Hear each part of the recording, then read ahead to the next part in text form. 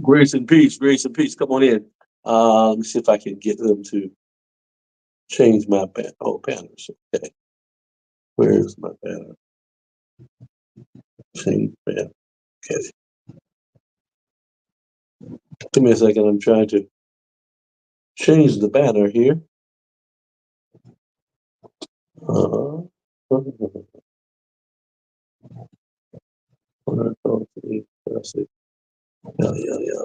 there we go. What do I want to do? Give me a second. I'm on my way, y'all. Oh, I don't like any of these. I just want. Oh, that's the thing. There we go. I'm getting better now. Okay, there we go. Get comments. There we go. All right. So if you come in, greet me so I can kind of see if I can see my comments. If you don't mind, just greet me real quick and give me a sound check if anybody's on.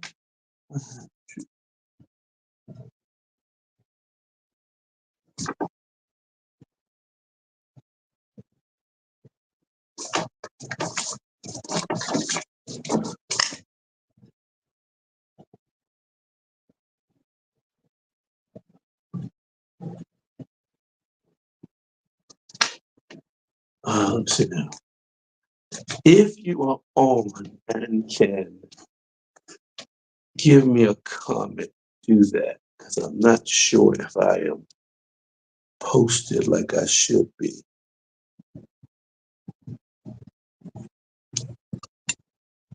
Oh, there we go. Kathleen, grace and peace, grace and peace. Kathleen, I'm on both YouTube and Facebook, right? Because this is a pop-up. It's a pure pop-up. And I'm probably, I don't know, moments ahead of what I normally would on your personal page. Okay. So on my personal page, and I think I'm on YouTube as well. And if not, it's fine. As long as I'm on my personal page. I'm not sure. Grace and peace, Lindell. God bless you. I love you both very, very much. Hope you're having an amazing Wednesday. Uh,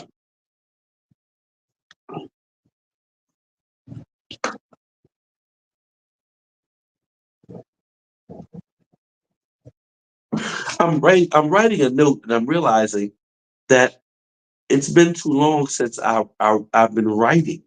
You know, you type so much, you put so much in your phone and things. I'm thinking, when did thank you, Lydia. God bless you. Grace and peace, Elder. Enjoyed your teaching last night. Enjoyed your teaching. Um, I was saying how I'm writing a note, and when you haven't been writing enough, you look at your handwriting and you're going, what is happening? Uh,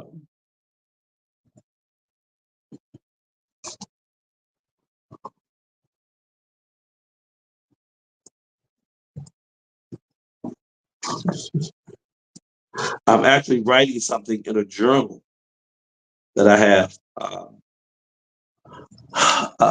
for myself. Uh, bless you, Bellinger. God bless you. Grace and peace to you.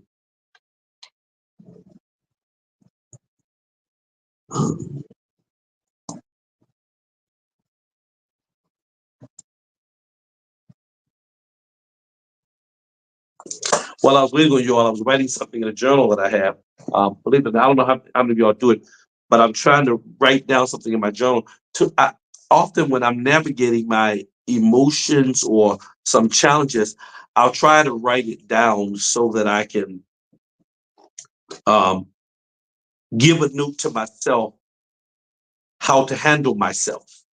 It's one of the things I do to engage both my temperance and my understanding of me. Um, just because you go through something doesn't always mean you're right. And so I like to make note so that when I'm off or I want to become educated about myself. And this helps me do that. Hey, my wife is on. Hey, baby.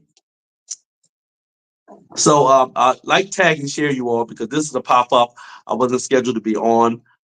Just like, tag, and share. I was actually listening to Apostle Bellard, one of the apostolic voices that serve alongside me, and I said, "Oh, get close to my time," so I left his to come and do this. But I wanted to just kind of do a quick pop up with you all and share. So come on in, come on in, come on in. I've got something really, really interesting to talk about, and I'd like to get you all on. So thank you. People are coming on relatively quickly, and I'm glad about that. Appreciate you, especially since this is not planned. Somebody tag Lisa Freeman. She's gonna be mad. She said, "How'd you go on? Didn't tell me on an off day." So, blessings to everybody. Everybody. I'm so glad to see you all today. God bless you. God bless you. God bless you. And I'm glad you all taking the time to join me. What an amazing Wednesday. I don't know where you are in the country, but it's a beautiful weather day where we are. We have reached a crisp 55 degrees. And you see me in my jacket on purpose. So join me for a minute. I was talking about how I journal. I actually gave a journal to my executive staff and some of my ecclesiastical staff, not my executive staff.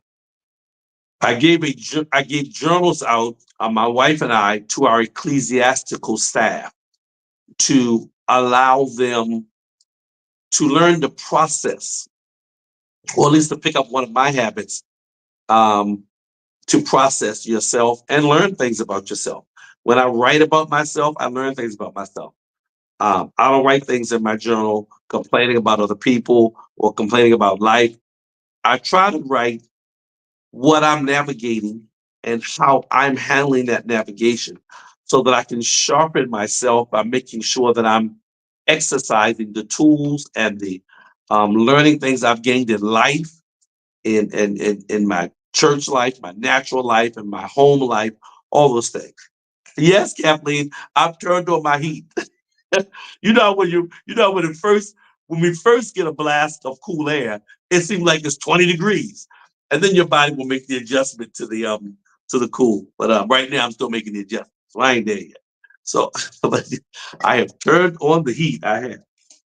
Um and I'm trying to think if I'm gonna give you all, I'm not gonna give you all what I was gonna read when I put in my journal, but I'm not because it ain't your business. But you need to have something that helps you check you. And my journal helps me check me. It's not the place where I lay the blame or any of that. It's the place where I take some time to deal with me. Ipadon, bless you, sir. Grace and peace. Ipadon, um, uh, did you all start a church, man? Did you open it? Talk to me. Talk to me. Did you all begin a ministry? I'm excited for you. Get a hold of me, Ipadon. I want to talk to you about what you're doing there. See what I can help. Bishop Everett, grace and peace, son. God bless you. Grace and peace to you. Ibadan, we got to get close anyway. I like that man of God. He's got something good there going. I like him. Hargood, God bless you. Bless you, Juanita. God bless you. Sherry Lay, my smiling missionary. God bless you. Bless you, missionary Day. Bless you. Elder Barbara preaching soul winning Davis. Mobile is on. God bless you. Mobile is on. Mobile, Citronelle, all of Alabama. My Alabama Saints, freedom. I love them. I love them. I love them. God bless you. Listen, I'm excited about everything God is doing. So everybody, um, please like, tag, and share. Yes, Kathleen, that's Dean Harwood. That's my girl there. She's wonderful. Like, tag, and share. I want to tap you into something spiritually, a dynamic that you need to pay attention to. That's about blessing you. Um, that's about strengthening you. Uh, we're in the middle of a series right now. My wife and I are teaching the saints, and we actually have a whole series going on. Our pastor from our Christian education, Elder Lester, she brought FIT to me, FIT, which was finance, integration, and then I added tribes. Tribal system is our answer to teamwork. Um, because we're in that, I gotta stop saying I don't like that as a speaker. Within that, within the concept of our structure, then we are focusing on things that build us. Well, the integration piece is dealing with the fruit of the Spirit. Now, note it says fruit of the Spirit, and it's the only singularity that gives you a plurality. Fruit of the Spirit is the only singularity that walks you into a plurality because it gives you multiple fruit as if to suggest that fruit of the Spirit is a multiple component or a variable component, when it actually it's a single component that has variable nature. It's a single component. So the fruit of the Spirit are all these things: love, joy, peace, long suffering, gentleness, kindness, um, uh, joy. All of those things represent a single dynamic that is really that has variable effects. The fruit, the singular fruit of the Spirit, has variable effects.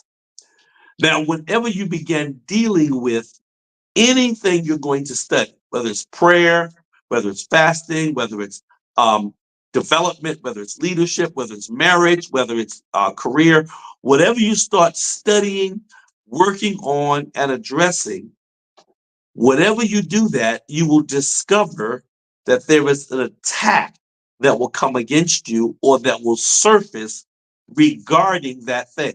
Whatever it is, whatever it is, an attack. If you start studying patience, something's going to happen to try to pull or to strengthen your patience. If you start, thank you, I was trying to flip that.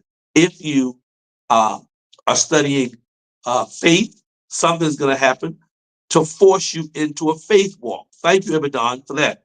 If you start studying finance, something's going to happen to make you face and confront a financial decision or financial navigation. It's just the way it is. So understand that a part of the things we process have to do with where we're trying to grow. I'll say that again. A part of the things we process often is directly connected to where we're trying to grow. We're trying to operate the fruit of the Spirit in an awareness, and we're also measuring what fruit we are producing, what variable of the fruit we need to strengthen in, those kinds of things. In so doing, what's happening is we're coming up with various things, and I'm not excluded from that. Even as a pastor, I have to deal with some stuff that I know is about me diving into the layers of the fruit that operate in me. Let me put it a Bible way so you all can get it. Beloved, think it not strange when fiery darts come to trial you as if some strange thing has happened, knowing that something's being worked. Something's being worked in your benefit. Don't think it's strange when you come under fire. Don't think it's strange. Donna Taylor, God bless you, daughter. God bless you, elder. Don't think it's strange when you get under attack, because generally it's an area that you're about to soar in. It's an area that you're about to uh, become sharpened in. And the only way to sharpen something is to have friction. Friction is the only mechanism of sharpening. You're going to sharpen a knife, it's got to come against something, friction, to make it sharper. It's got, when you see somebody trying to sharpen a knife, they'll put it up against a flint, which actually produces sparks and things because it's sharpening it. It's cutting away or chipping away at the thing that's made it dull. So that friction is evidence. That friction is evidence that you're getting ready to grow in that area. And so you really gotta, you kind of got. I heard you, John. I heard you, Elder Taylor. I heard you. Excellent job. Excellent job. Um, that friction is the thing that I said again. Y'all count every time I say Uh, the friction that was that was a breath. Okay, the friction says I'm on path to sharpening. If you're trying to sharpen and you have no friction, you're not going to be able to acquire a sharpening. So what I understand is that as I address fruit and measure fruit in my life, I am also aware that I'm going to incur friction in the area of the function of fruit that I may need help in. So as we're studying the vast aggregate plurality of the fruit of the Spirit, we're dealing with the emergence of various things in our life that will expose where we need sharpening. So if you're dealing with the fruit of the Spirit and the variable of patience comes up, then you're going to deal with things that try your patience. But remember, impatience possesses your soul. So it's a soul battle. Are you hearing me? So if you're dealing with the variable of kindness, something's going to challenge you to execute kindness in a friction environment. Something has to happen to cause you to measure, can I be kind under this condition? It's not a matter of, are you kind? Are you a kind person? Oh yeah, I got kindness. Well, you really don't know how sharp that kindness is until something happens that challenges your ability to produce kindness. Because your kindness may be connected to the variable of other people also being kind. Your kindness may be attached to the variable of how you act, when really kindness is most needed when it's least deserved. Wow, I'm gonna say that again. Can I say it again? Kindness is often most needed when it's least deserved. Tiffany Skinner, please holler back at me. Minister Moyer, please tell me you wrote that down. Kindness, I'm gonna write that in my journal because I need to remember that. Kindness is most needed when it's least deserved.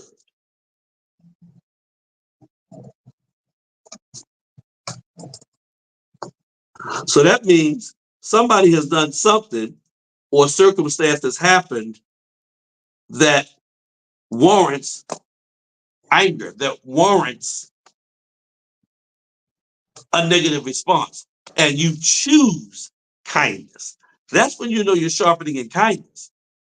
I'm sharpening in kindness when I can exude it or when I can project it when it's least deserved to be projected. That's when you're sharpening. Bless you, Elder Etheridge. God bless you.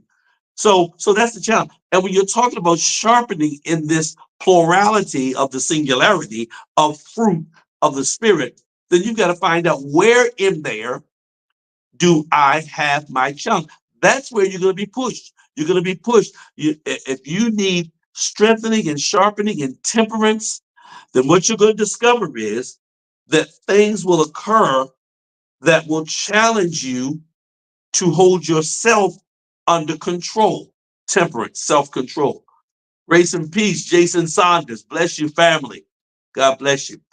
So the question is, can I handle something creating a scenario that will make me check whether or not I have self-control? If I ask you, do you have self-control? You'll say, oh yeah, I got self-control. But you don't know that until something happens that will force you not to have a reaction, but will force you into having a response. See, reacting is different than responding. When you react, it's a knee-jerk reaction. You just take action without thought, without examination, without careful consideration, because it's a react. You are repeating the action you see. Reaction is me repeating the action that's coming at me. Responding is deciding how I handle the action that's just happened to me. I'll say that again. When you react, you are simply reproducing the action that was just thrown at you. You slap me, I slap you back. When I respond, I take a hit and I have to decide now, what do I do with this? I can hit back if that's the response I choose. I can measure what this is about. I can measure the cost of my hit back. I can decide, let me let God handle this because if I go further, this is going to be a jail situation. You follow what I'm saying? And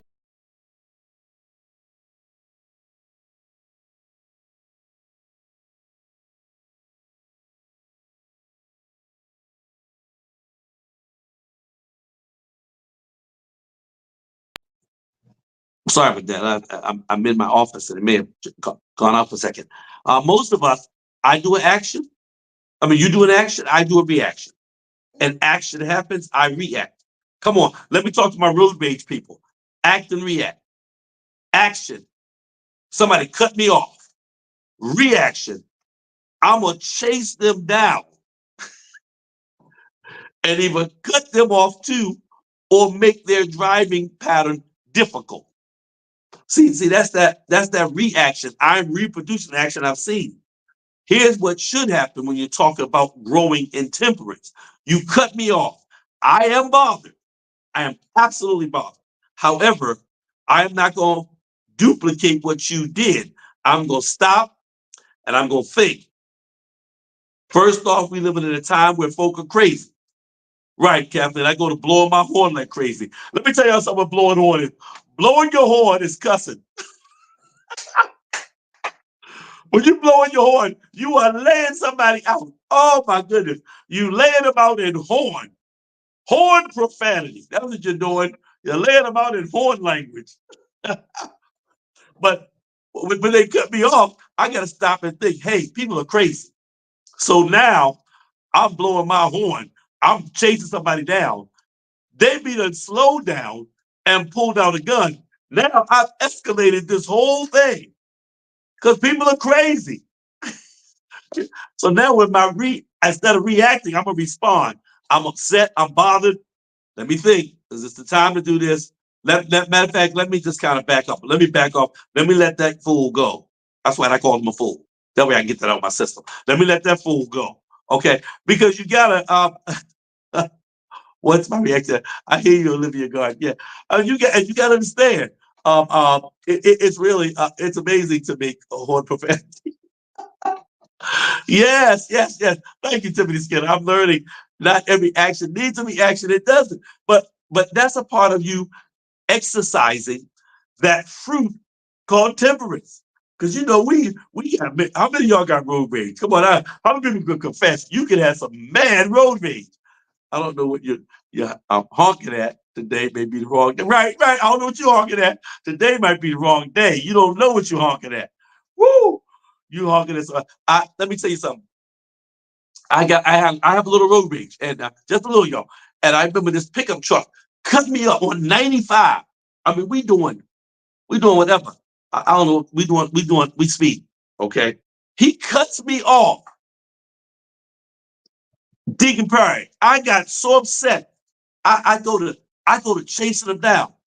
And then I realized he got a partner with him behind me. I've never been this scared in my life. On 95 in a certain part of Virginia. Now, already, I'm not the best color to be in that area.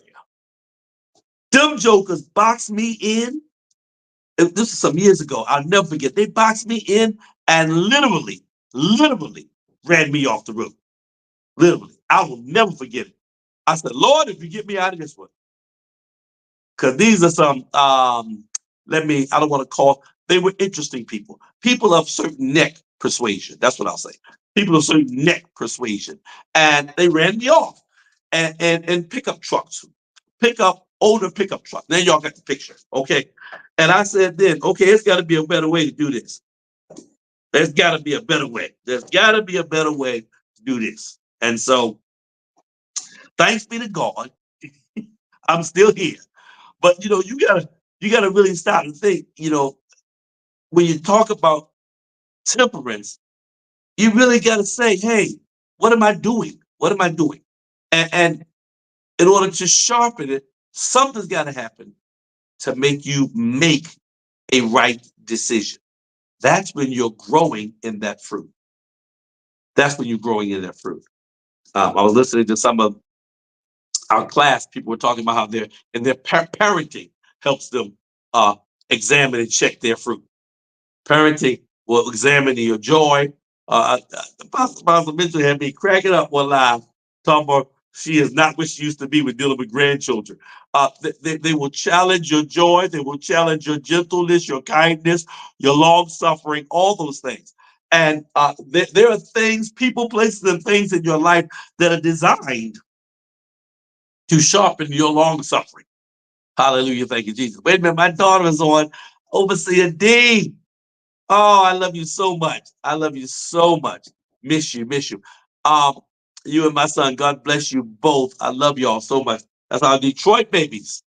The concept is, do you want to grow? Jackie Perry said, we tried recently and let God handle it. I choose not to react. I feel like I made the right decision, but I love her, but okay, thank you for the dot, dot, dot. Okay. That's a sign I'm growing. I'm growing, but understand I'm growing. So there's a part of me that's not grown. I'm just growing. But thank God for you making the right decision at that time. But you still have to deal with, it's amazing. I'm glad you said that, Sister Jackie, because the truth is, I, I make the right decision, but then I still got to like process in my mind. I still got to come down. As they said, I got to calm down. I got to bring myself all the way down because even though I made the right decision, I'm still fussing inside myself. I'm still going off. I'm still having some challenges, and the Lord helps me navigate. I told y'all I write in my journal. Look, I'm telling you, I'm writing in my journal. I have to journal. I journal my process. I journal my process. That's my come down. That's my coming down is write down how I really felt about it, how I really what it did to me, because it did something to me. You know, when you go through this kind of thing, they do something to you. And I don't want to hold it. I don't want to hold it. I don't want to bleed on anybody. I don't want to have displaced aggression, which means you throw your feeling off in a place that had nothing to do with that feeling. You see people do it while they're preaching. You see parents do it while they're parenting. You see bosses do it while they're leading and governing business. Displaced aggression is when you throw off an emotion, or a volatile emotion, in a direction that has nothing to do with the actual pain, but you suppressed it and it came out over here. But it really happened over here. So a lot of that goes on. You'll see it in people's sermons. They'll do it under the fake, and it really irritates me. They'll do it under the, let me free myself, let me deliver myself. And they'll start preaching or teaching about it to people who have nothing to do with it, have never done it, and actually become victims of it. You got children who are getting fussed at, getting disciplined from something that happened earlier in that day to the parent at work or whatever, or they frustrated in their emotions and it's just coming out. You got bosses who come in and they hollering at everybody about reports and this, that, and the other from something that happened at home. You done had an argument with your spouse and you went to work and now you the boss and you just everybody's off. You get where's your report? Where's this that? And it's displaced. And that happens when you don't take the time to find somewhere where you can download your process. So I try to write things out to keep me from blowing up in the wrong area. Um, you're actually very impatient, but honestly, you have exercised great patience with me. Suzette Spence, my wife. I love her so much. I love her. And I don't get that right all the time. I really don't. She's so kind by saying that. But sometimes I don't get that right. Sometimes I just, I explode. It's like my patience isn't what it needs to be. And I walk away feeling like, you know, write that down because, you just missed that completely. You failed in containing. You contain. And it's not to say that you don't need to actually get some things out sometime. You do. But the way you do it is you find a safe space where you can get it out for you. I'm telling you, the fruit of the Spirit is the greatest singularity that gives us a plurality that helps us master ourselves. Fruit of the Spirit. I don't care about that you honestly that whole you got you're a prophet. Oh my God, you're a major prophet. You're a major apostle. You're a major preacher. You're a teacher. You're an administrator. You're a phenomenal singer. All that means nothing if you aren't dealing with you. If you aren't mastering you, I'm not really interested in you mastering your gift. Yeah, you're getting better at the organ, but you're getting worse at your attitude. You get better at prophesying, but you're horrible at kindness. You're an amazing leader and teacher, but you're nasty. You don't have no kindness, but you have no joy. There's no gentleness about you. You're just. You get no long suffering. And I think the fruit help you work on bettering you. You got to have something that makes you stop and deal with you. So, and more people get real, people are damaged by people who don't deal with themselves. You damage me when you're not dealing with you. And you make me feel like I'm the problem when really you don't like you. You don't like the fact that you're not in control of you. And so I'm catching hell because you don't want to confront you in something about you that's a flaw of you. And you're throwing it off on me. Emotional assassins. I love it. I love it. Emotional assassins. What a wonderful term and what a horrible reality. And let me help you all. It is not. I know we got this real small circle, narrow minded view. It is not just the church. Y'all stop saying the church do this, church do that. It is not. The church is like this big in your world. It is not the church. Come here. Are you hearing me? I'm so glad it's not the church because we do that. We vilify the church. It's not. You probably spend 4 hours of your whole week in church. The other 24 hours times 6 plus 20 are somewhere in the world. But the church gets the vilification. When you fail to sharpen you, you wind up cutting me with a blunt instrument.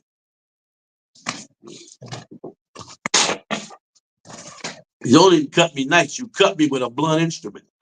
Only because you won't deal with yourself. And honestly, and I say that because I'll know the difference. People, places, and things will always do dumb stuff. They just are. Something's going to happen in your life, guaranteed dumb today if it hadn't happened already. It's not about that. That's always going to be. What's different is supposed to be you.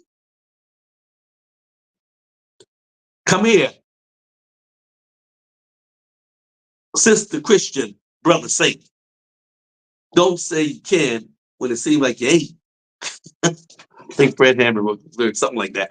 Anyway, but come here because circumstances, people, places, and circumstances will always be. They're going to operate that way. What's supposed to be different is us. We're supposed to be a peculiar, which means unlike what everybody else is doing. We're supposed to be a peculiar people. A peculiar people. We're supposed to be a peculiar people, a royal priesthood, a chosen generation, that we do stuff differently. That's what's supposed to happen. Is that what's happening? That you forget you're supposed to be different. I said something. I was talking to our saints. I said something last night, and I think someone felt like I was being hard. I said to them, when you're dealing with the fruit of the Spirit, remember, this is an amazing mystical singularity that has variable plurality to it. When you're dealing with the fruit of the Spirit, because that one fruit is supposed to have all this stuff in it. When you're dealing with that fruit, it is hard. Who told you that walking this walkout was going to be easy? It's hard. You know why it's hard? Because you're learning to master you. It is hard. It's hard. Okay, I'm going to say it. It's hard being saved. It's hard being saved. Why? Because no good thing dwelleth in my flesh. So all day long, I'm in warfare. All day long, I'm enduring hardness as a good soldier. You thought that hardness was external from you. No, that hardness is in you. The battle to win is the battle of you. It's not other people. You all, I promise you, it's not other. They are always crazy. They are always off. They are always a problem. The difference is supposed to be me. And when I fail, grace and peace, Bishop Jackson, my sister. When I fail, to really master me, when I fail to sharpen my fruit, see, we don't pay enough attention. uh, We don't pay enough attention to mastering the fundamentals of the faith. The fundamentals of it. Everybody wants to learn. Teach me how to prophesy. Teach me how to apostolize. Give me apostolicity. Teach me how to be an amazing teacher. Apostle, can you teach me how to preach? We need to give me a leadership class. Give me a leadership class. The first thing you need to learn to lead is you. You want a leadership class? All right, everybody, turn to the mirror in your wall. Turn to the mirror on your wall. Don't turn to James 5. No, turn to the mirror on your wall. Don't turn to Psalms. Don't go to no weapon formed against me. Don't go to, no. Turn to the mirror on your wall and open the page to your attitude. Open the page to your face. Open the page to your lack of prayer life. Open your page to your own flesh. Open the page. Are you hearing me?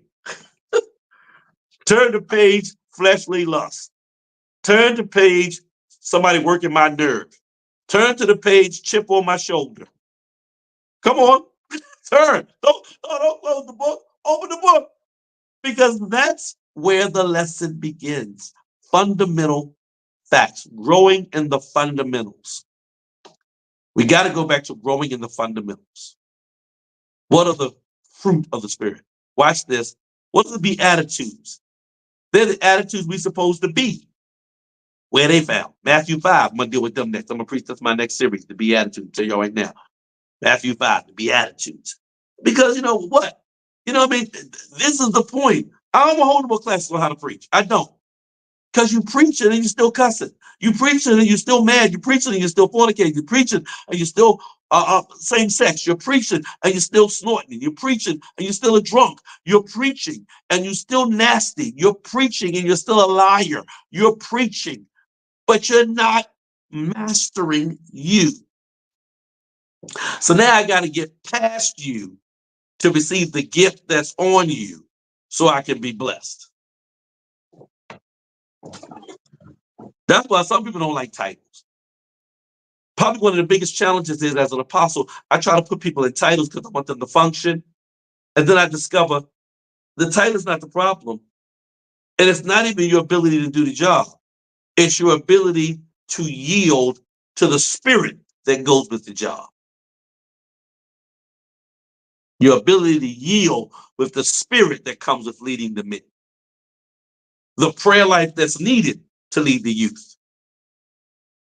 The dedication and sacrifice and humbling spirit that's needed to be a pastor of Christian education. The humility needed to be the assistant pastor.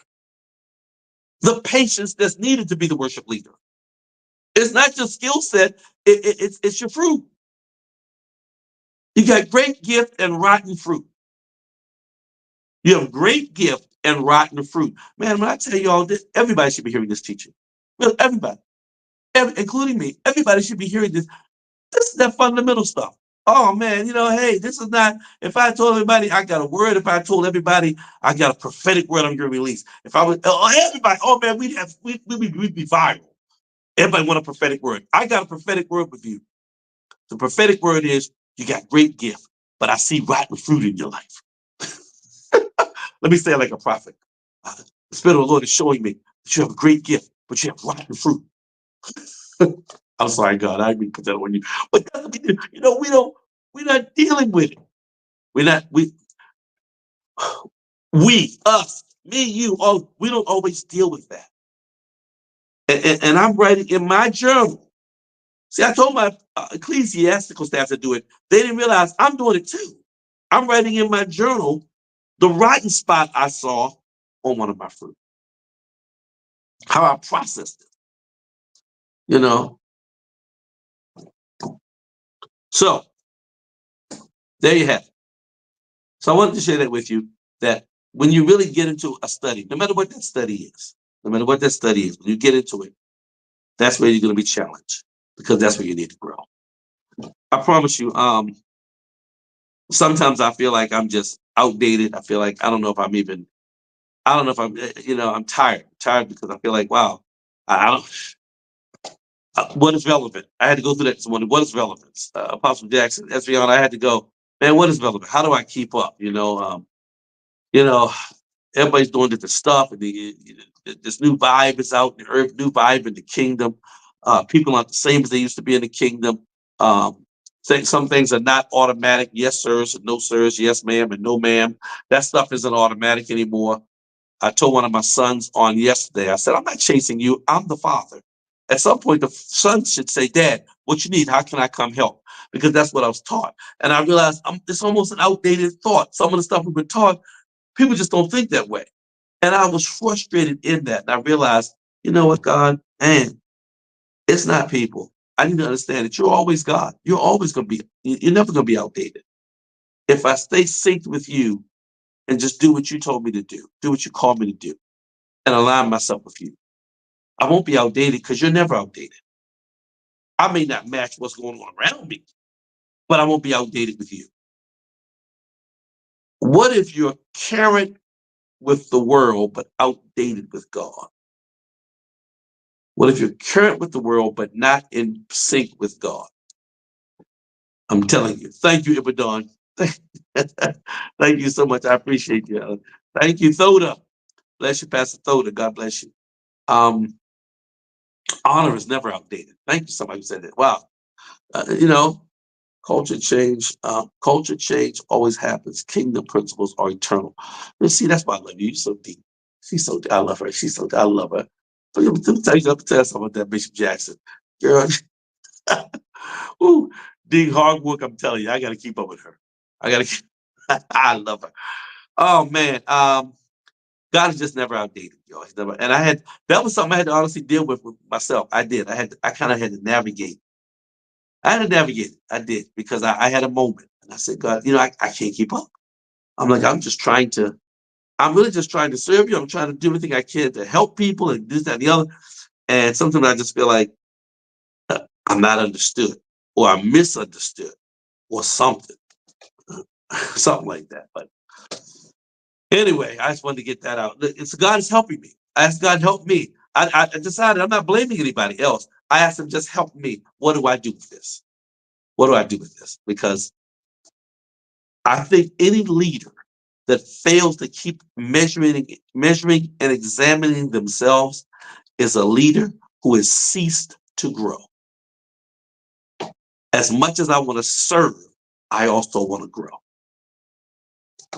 As much as I want to serve, I also want to grow. So, imposter syndrome is not your lot. You got it. Thank you. So I just think this is I thank y'all for tuning in. This has been amazing. It was a pop-up. I just wanted to share. Listen, I hope I helped you. I helped you. Boy, that's what I'm telling you. I hope I helped you. I really do. I hope I strengthened you. And I pray that my transparency was not harmful to you, but that it was healthy for you to know that every good leader is always ambitious to grow, not to grow to please people, to grow to not miss heaven and not miss God. So fight I, not as one beat against the air, but I keep under my body, lest after all I've been through, I become a castaway myself. Last when I teach others, I become a castaway myself. The Lord bless you. The Lord love you. Have an amazing Wednesday. And listen, I'm doing a special teaching on the 19th of this month. I think is that this Saturday? Yeah, I think it's this Saturday. If you're not a part of the School of Theology, I'm the president of Word World Harvest School of Theology. And this month, I'm highlighting a special teaching on apostolicity. And I'm actually going to be in front of the camera, taking time with the students, going through the class this coming Saturday. So if you haven't already registered for the course, go on, register for the course. That way you get the whole course. And then you'll also get access to what I'm doing Saturday, apostolicity. It's $79. And when you get that, you get the whole course because you'll get course credit for the course. But then as a part of the course, I do a special what is it called, Kathleen? A study group. It's actually a study group, but in the study group, I'm going to teach the whole lesson and question and answer and whole 9 yards. That's this Saturday at 10 a.m. This Saturday at 10 a.m. So you can be a part of it. And it's virtual. It's a digital campus. It's a digital campus. We'll be on Zoom, and we'll be able to get together on that. And then you'll also be able to get access to Dr. Luna's teaching from last month. You haven't heard him teach, man. I'm telling you, he's a whole nother thing. He's a whole nother thing. So become a part of Word Royal Harvest School of Theology. It's going to bless you. It's going to help you. It's going to strengthen you. The last thing I'm going to say before I get off is, listen, I don't know where you have been. I don't know. I don't know your backdrop. I don't know your story. But if you have not heard about and already planned to be in place at the gathering of the butterflies, my wife and I are doing this phenomenal conference. It's really her baby. This is her baby. Her baby. She's birthed this conference, the Gathering of the Butterflies. It is going to be an amazing kingdom, cognitive, spiritual, and I want to say prayerful download. It literally is going to be that. Pastor Anika, a friend, is going to be coming in there, and the mental transformation that goes on with her motivational impact is phenomenal. Dr. Cindy Trim is literally a cognitive genius. She pulls into our spirits the mentality and the transformative oil of God that bleeds in our living, our walking, our finances, our family. She just has the ability to pull from the strings of the fiber of God to pour it into our life. Pastor Mark Vereen is a prayer aficionado. He literally pulls you to God's throne, teaches you on how to operate inside the throne room, and in there gets you access to how to be before God and petition Him for an amazing outcome. And then we've got that surprise download from this amazing woman of God. I ain't gonna go into that, but I'll tell you about that when you get there. Go on right now, LadySusetteSpence.com. If for some reason you've not already registered, register. Get in the room. Get in the room, please. It's time. It's time. Gathering the butterflies. It's less than 30 days now. It's going to be at the Embassy Suites in Cary. It is going to be amazing. We are all excited about the Gathering of Butterflies. And I'm looking to see you there, and I pray you will be there. It is going to be one of those worthwhile investments in your next. So I'm excited for you. I'm excited about it, about you, and I'm proud of you. I love each of you all to life, and I pray that we continue to grow in grace and in the knowledge of our Lord and Savior Jesus Christ. If you would do me the honor, pray for me. Keep me in your prayers. I'm asking you to keep me in your prayers. Is that this Friday? Yeah, Elders Tables this Friday. Wow, at my church. You can't miss that. You can't miss that. The Elders Table this Friday at my church. Wow, that's going to be great. Pastor Munn's coming this Friday. So come on, be a part of what's going on. I mean, Sunday. I keep saying Friday. Sunday at 5. Thank you. This coming Sunday at 5. Not Friday. This coming Sunday at 5 at my church on 2403 Leadenham Street in Durham. Be with us all day. Be with us all day. Come at 12 noon and then stay for the 5 p.m. service with Pastor Munn. It's a preaching wonder. That psalmist is going to be with us. That amazing psalmist is going to be with us. And we're just looking to see you. Come on, be a part. Let's experience this together.